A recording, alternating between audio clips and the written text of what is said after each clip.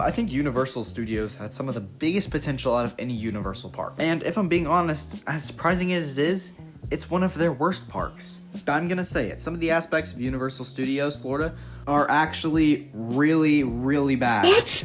No, dude! I want to take this moment in time to personally call out whoever thought Fast and Furious Supercharged would be a good ride. Fun fact, I actually initially didn't think it was like the worst ride ever, and then I went on the ride again, and then I was like, yeah, that's the worst ride I've ever been on. Along with Fast and Furious Supercharged, Universal Studios also has a collective other terrible problems that I will be going over in this video. And maybe one day Universal will decide to fix these problems and they'll be goated. Okay, let's get started. I'm first gonna address the most obvious problem with Universal Studios Florida, which is Fast and Furious Supercharged. The ride itself is a motion simulator based dark ride located in the San Francisco area of Universal Studios Florida. Now on paper, the ride itself sounds pretty good, but the ride itself is actually really unpopular and it's kind of terrible. I'm gonna try to explain the ride in like the simplest way possible. Just imagine you're riding in a school bus like next to 2 drive-in movie theaters on either side of you.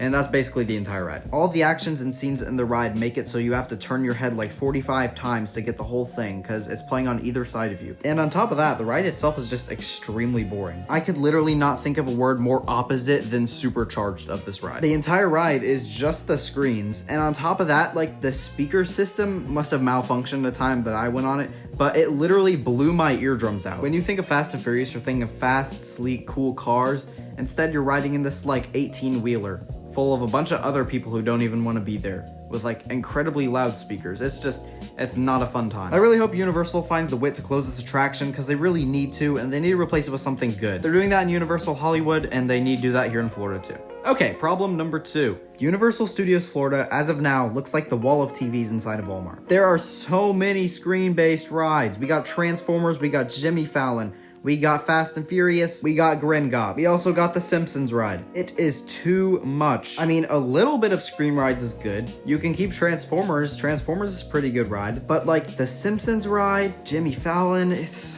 just tacky. I mean, yeah, I get it. The park is called Universal Studios, but those rides are constantly receiving 15 minutes or less in the wait time. They're just very unpopular, and it's no secret that I'm not the only one who wants them gone. Heck, I forgot to mention their newest ride, VillainCon Minion Blast, which is literally all screens. And there's also Minion Mayhem, which is again all screens. The sheer amount of screen-based rides needs to go.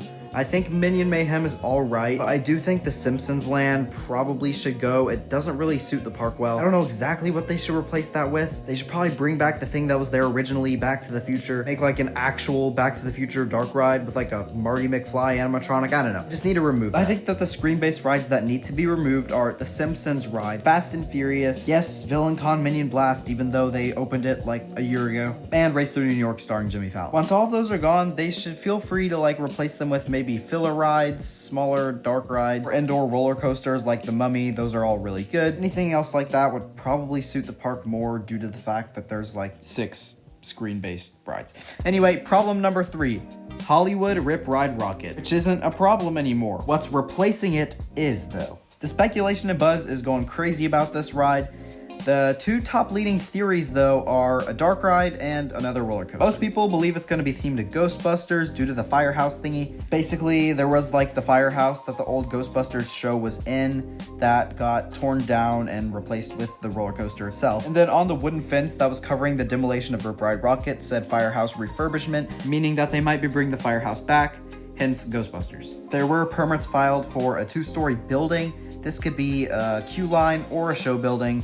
Still unknown. I personally think it will be a roller coaster because not really anything else can fit in that area. In Universal fashion, their show buildings are insanely massive, so if it was a dark ride, then demolition would probably be starting behind the roller coaster and the areas surrounding it, which they can't really do anything there because of City Walk. So until further notice, what's replacing it remains a mystery. Rip Ride Rockit is demolished at this point, so if you go visit Universal Studios, you can see its demolishment. I think it's still in progress, although I'm not sure. So, Universal Studios Florida, if you end up seeing this video, maybe take my pointers into consideration. But anyways, thank you guys so much for watching this video. Feel free to click that subscribe button and like the video if you want to. I'll be posting new videos every Sunday, so make sure you stay tuned for that. See you guys later.